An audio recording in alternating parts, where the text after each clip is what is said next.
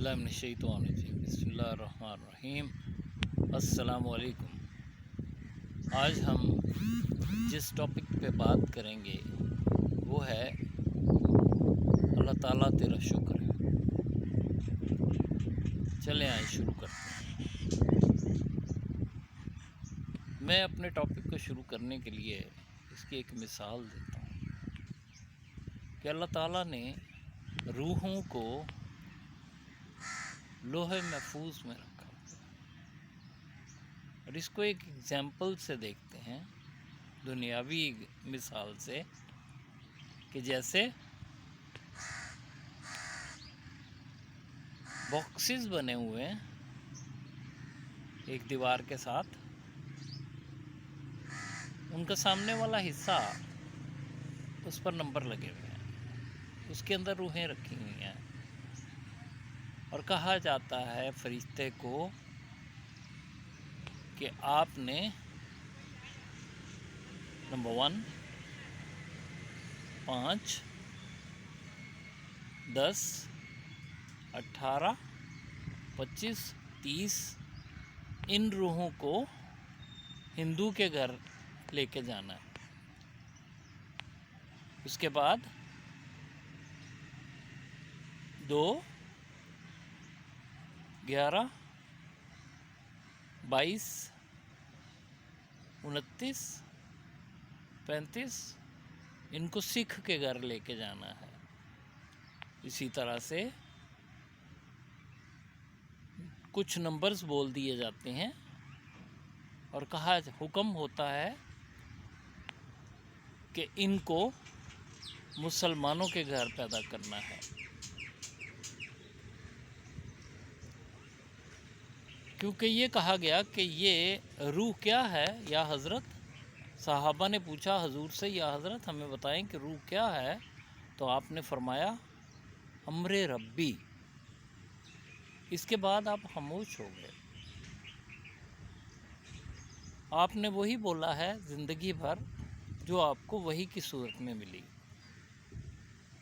तो अल्लाह ताला ने इसको, रूह को अम्रे रब्बी कह दिया। अब अम्रे रब्बी अलॉट होता है, फ़लाँ फ़लाँ नंबर फ़लाँ के घर जाएगा, हिंदू के, सिख के, ईसाई के, मुसलमान के, और जितनी दुनिया में लोग रह रहे हैं उनको उसी तरह अलॉट करके उनके घरों में भेज दिया जाता है। हम लोग बहुत ज़्यादा एज ए मुस्लिम बहुत ज़्यादा लकी रहे कि हमारा नाम पुकारा गया और फरिश्ते को हुक्म हुआ कि इन रूहों को मुसलमान के घर ले जाओ।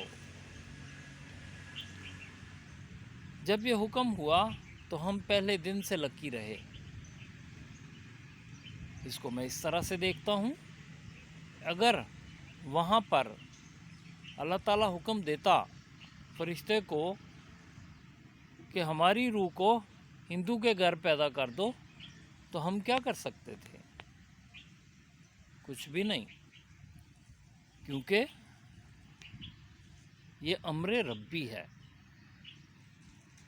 हमें इस बात पर जितना भी हम शुक्र अदा करें कम, बहुत ही कम है। क्योंकि फिर उससे बड़ी बात कि जब हम मुसलमान के घर पैदा हो गए तो उसके बाद हमने कुरान पाक के रास्तों पर चलकर, बताए हुए रास्तों पर चलकर और हजूर की सुन्नत पर बताए हुए रास्तों पर चलकर जन्नत ना कमाई तो हमसे बड़ा बदबख्त कोई नहीं होगा। और आज आप देख लें दुनिया में क्या हो रहा है। नमाजें तो पढ़ी जा रही हैं, सदकात दिए जा रहे हैं, दिखावा अरूज पर है, हकूकुल इबाद की बात ही कोई नहीं करता। हम सुबह निकलते हैं दिहाड़ी लगाने के लिए कि यार हमने आज इतने पैसे कमा के घर आना है, جائز ناجائز اس کا لنک نہیں ہے. یہاں پر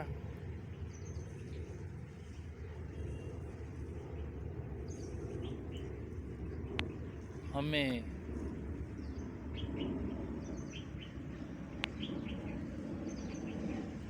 دھیان رکھنا ہے، یہ چیز پاک ہے، یہ چیز ناپاک ہے.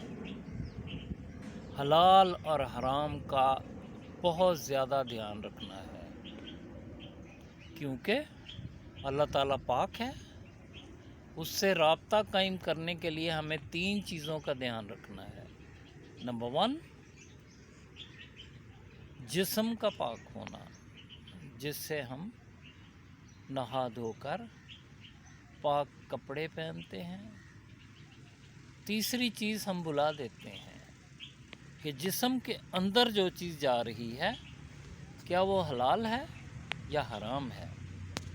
اگر ہم حلال اور حرام کو مد نظر رکھتے ہوئے جسم کو پاک رکھیں گے تو ڈیفینیٹلی اللہ تعالیٰ سے رابطہ قائم ہوگا، کیونکہ اللہ تعالیٰ پاک ہے. جب رابطہ قائم ہو جائے گا پاک اور پاک کے ساتھ تو لازماً ہماری دعائیں قبول ہوں گی. اور ایک اور بات، اللہ تعالیٰ فرماتا ہے جب کوئی میرا بندہ، میرے بندے کا ذکر ہے، مسلمان کا ذکر نہیں ہے، جب کوئی میرا بندہ میرے سے دعا مانگتا ہے تو مجھ پر لازم ہے، مجھ پر فرض ہے کہ میں اس کو قبول کروں. لیکن پریکٹیکلی انسان جو ہے وہ دیکھتا ہے کہ یار اتنی دیر ہو گئی میں دعائیں مانگ رہا ہوں قبول نہیں ہو رہی. پھر قرآن پاک میں حکم ہوتا ہے انسان جلد باز ہے اور خسارے میں ہے. ہم فوراً اکتا جاتے ہیں کہ یار اتنے ٹائم سے میں دعائیں مانگ رہا ہوں، دعا قبول نہیں ہو رہی. اللہ تعالیٰ فرماتا ہے کہ ایک شخص جب کوئی دعا مانگتا ہے تو مجھ پر فرض ہے کہ وہ میں اس کو قبول کروں. اب اللہ کا ایک علم ہے جو کہ سب سے افضل ہے، وہ دیکھتا ہے کہ یہ جو بندہ دعا مانگ رہا ہے اس کے لیے فوراً ہی اس کو قبول کر کے اس کو فائدہ دے دیا جائے تو ٹھیک رہے گا، یا اس کو تھوڑی دیر بعد قبول کر کے اس کو میکسیمم فائدہ دیا جائے، یا اس کو قبول کر کے روزے محشر کے لیے رکھ دیا جائے تو اس کو میکسیمم فائدہ دے کر جنت میں بھیج دیا جائے. یہ اصول ہیں جو کہ اللہ نے وضع کیے ہوئے ہیں، اور ہم اس کو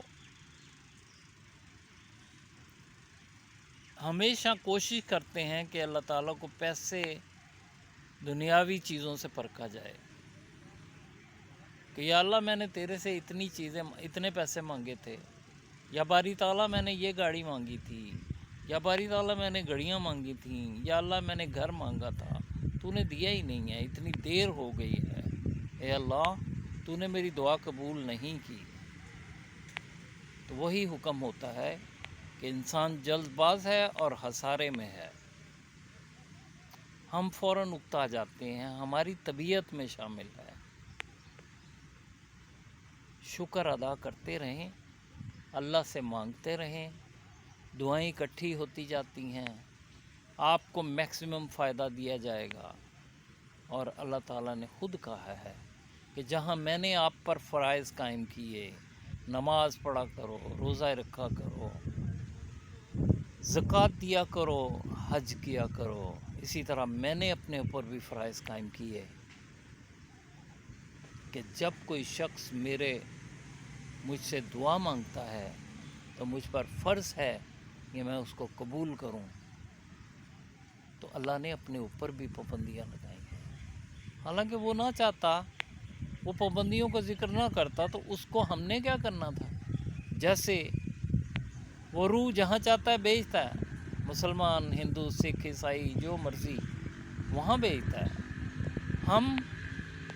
हमारे पास चॉइस ही कोई नहीं है कि हम उसका कुछ कर सकें।